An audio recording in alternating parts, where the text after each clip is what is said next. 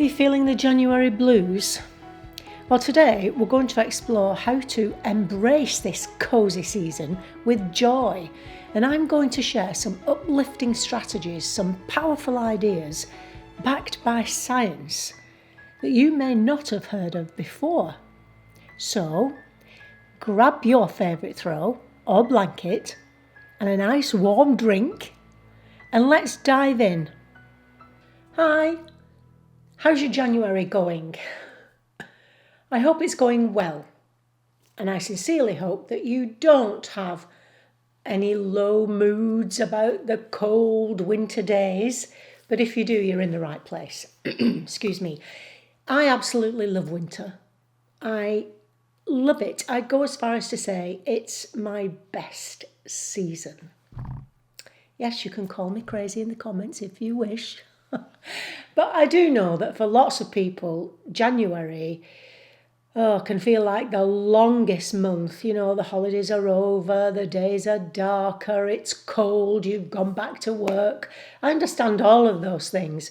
But with just a little tweak in your mindset, it could become one of the loveliest months and the most transformative months of your year. So, I'm going to jump into 4 ideas, strategies, practical things that you can do. Most of it you won't have heard before, so stick around. The first suggestion you will have heard before, and that's light therapy. And I wanted to touch on it here because there are more and more studies coming in demonstrating its powerful effect. You know, light has an enormous impact on your mood. So if you struggle with feeling low in January or even, lower than low, you may be experiencing S.A.D, seasonal affective disorder, or S.A.D, as we call it. And the good news is that light therapy is an effective, research-backed solution for that. Excuse me, Dr. Michael Turman, who's a leading researcher in this area in S.A.D, found that exposure to bright light, especially in the mornings, significantly can reduce symptoms of depression and improve energy levels. Now, you can invest in a light therapy lamp at all price points, but you need to look for one that's at least 10,000 lux. I'll try to leave a link down to one below, and you do it for up to 20 to 30 minutes a day. Now, you don't have to suffer from S.A.D to use one of these lamps. You know, it will uplift your mood even if you don't have that kind of depression. And then if you don't have a lamp, you must try to prioritise natural light. So open your curtains wide to let all the light come in through the window. Sit by a sunny window even, to experience some light, or even dress up warm and go outside for a 10-minute walk. Sunlight not only lifts your mood, but it also regulates your sleep. We talked about this when I talked way back about my morning routine. I'll leave details on that down below. But it regulates your sleep and therefore makes you feel refreshed overall. So it's going to make you feel better in general. So that's light therapy, and that's my number 1 suggestion. Number 2, I want you to try to reframe how you think about January. You know, it can be truly magical. The sun sets, the sun rises. And also, try not to see it as bleak, January. See it as a blank canvas. You know, this is a month for hibernation, and it's a month to reflect, restore, and reconnect with what truly matters. So what I want you to do is to think about creating your own personal, seasonal manifesto. And by that I mean to list some things that you can commit to that is going to help you to change the way you think about winter.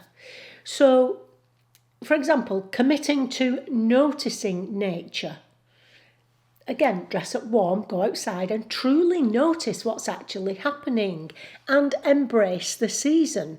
Now, I know I'm looking out of my window here, you can't see, and yes, the trees, they look dead.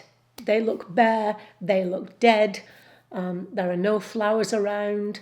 It all looks very brown. And as I say, you might think everything looks dead, but when you actually really look, you'll see all kinds of things that are happening. And then think about or make a list of the small, cosy, restful things you might want to do that would lift your mood. Now, for me recently, it's going to sound silly this. It isn't silly. Nothing's silly if it makes you feel good. I was writing my journal drinking hot chocolate. I've never done that before. In fact, it's a long time since I drank hot chocolate. It's always too sweet. So anyway, I found a good brand and didn't put as much chocolate in, but I did add a little bit of brandy. Now, I promise this is not going to become a habit, but hot chocolate with brandy in it whilst I was journaling, it really made me feel cosy and warm. It reminded me of when we went skiing and we'd come down from the mountain and have that... what's it called? Oh my goodness, it went out of my head the minute I was saying it. The drink you drink when you're skiing with brandy in it. Anyway, that's what it reminded me of, and it made me feel good. Wear fuzzy socks, pink fuzzy socks, if that's what makes you feel good. Make a list of small things that don't cost anything but make you feel good. Something else I've done is to decorate my home for winter.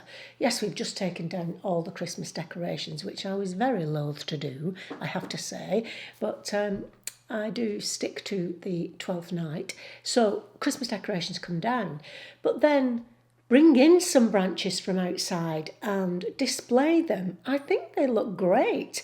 Or use some winter artwork to decorate your home. Bring the winter inside, as the saying goes. And then don't limit your walks to the morning.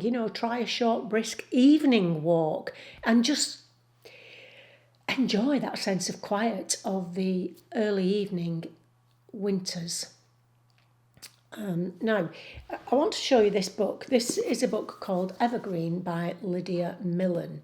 And I bought this book because she talks about winter, but she talks about all the seasons. And I also like that she uses, you get these in a book because I don't like to keep turning down pages. So she has a full chapter here on winter. And in this section, she talks about how to look at nature and look at which changes to look at to allow you to be able to see that everything isn't dead at all. And she gives recipes and all kinds of little ideas that you can use to help you if you want some ideas about how to create your seasonal manifesto. And by focusing on these intentional joys at this time, like me then, you will soon, hopefully, find yourself savouring this season instead of just enduring it, or even worse, wishing it away. Incidentally, I'll leave the link to this. It's a beautiful book for your bookshelves also. I'll leave the link down below. But yeah, what we don't want at our time of life is to be wishing our time away, wishing winter away to get to spring. No, we need to embrace this season and be mindful about what's good about it instead of the things we don't like. Okay, number 3 is my secret weapon against the winter blues, and that is novelty. Remember the T in the Conroy concept of happiness. Try something new. When you try something new, your brain releases dopamine, which is the feel-good chemicals. It automatically lifts your mood. And the best part is, you don't have to try something massive. It doesn't have to be a huge thing. It can be something small, like, I don't know, a new winter recipe. Creating something with ingredients you've never used before gives you that small boost of pleasure, especially if it turns out well. You could try a simple craft project like making your own candles, or better still, create a vision board, however you want to do it, online or using card and pictures from magazines. It's creative, and obviously creating a vision board is going to help you. I will be talking about this down the line. You could try watercolour painting. There's lots of things that you can do. And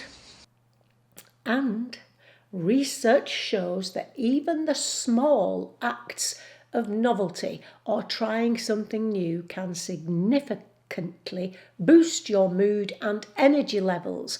Because obviously, when your mood is low, so is your energy. So this helps to raise both of those things. So try something new and think of it as your usual winter adventure. Put it in your manifesto. Each winter you will embark on a winter adventure which will be trying something new. Now then, let's turn inward for number 4, excuse me, which is cosy mindful savouring. I've talked about it recently.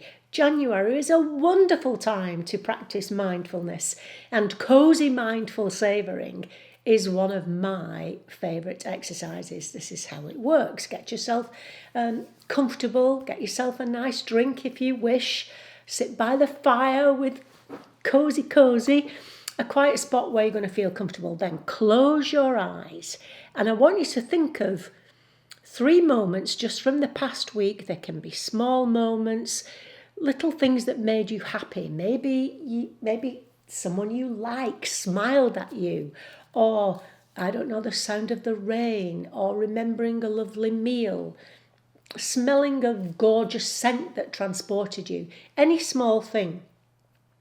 But try to remember each moment vividly, allowing yourself to really relive the joy of that little experience. Research from positive psychologist Dr. Barbara Friedrichsen, who's also a leading psychologist in the field of positive emotions, she shows that savouring these small moments can bring long-term happiness, not just in the moment, but long-term, and resilience. And that's just savouring some little moment that happened to you during the week. Doing all of these 4 things, if you can, would be wonderful.